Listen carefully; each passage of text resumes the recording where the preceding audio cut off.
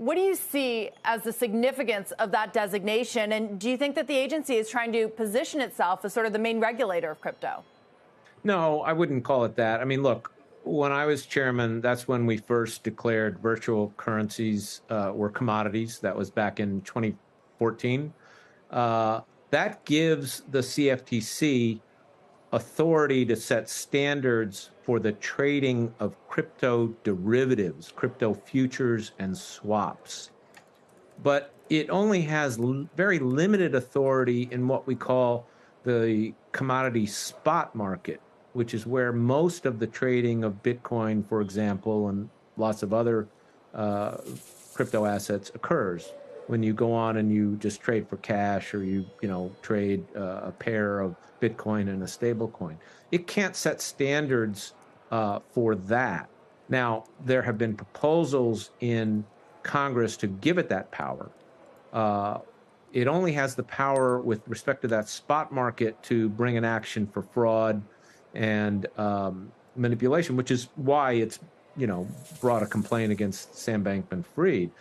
It's kind of like the way to think about this, because people often ask me, well, why is that the case? Why is that there that gap? And I say, well, it's like every other commodity. Think about cows. The CFTC has the authority to set the standards for the trading of cattle futures, but it can't tell people how to buy and sell cows. It doesn't have that power. So that's the distinction. So, Timothy, do you still think that that's the right designation, that cryptocurrencies like Tether and Ether should be considered commodities? And does that mean a lighter touch?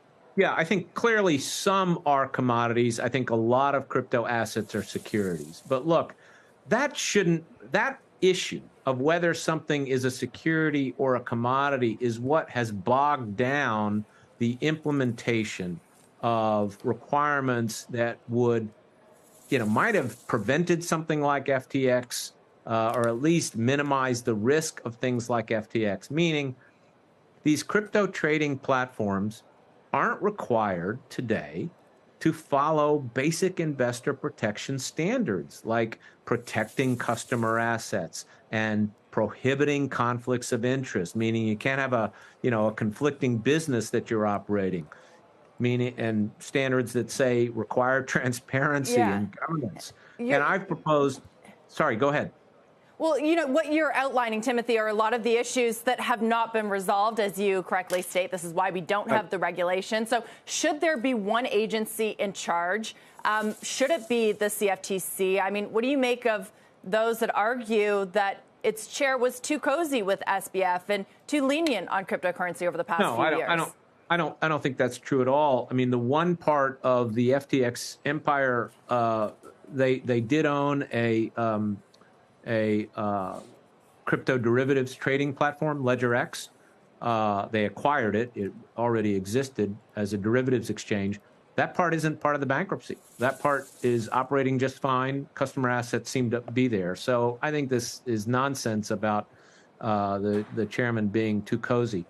But we shouldn't be trying to remake the regulatory framework. We have a fragmented system. The SEC will still have a role in this. The CFTC will still have a role in this. That's why Jay Clayton, the former SEC chair, and I have said, look, what needs to happen in the short run to get better investor protection standards is the two agencies should get together, come up with some basic standards, because the standards we want are the same in large part, whether what you're trading is a security or a commodity.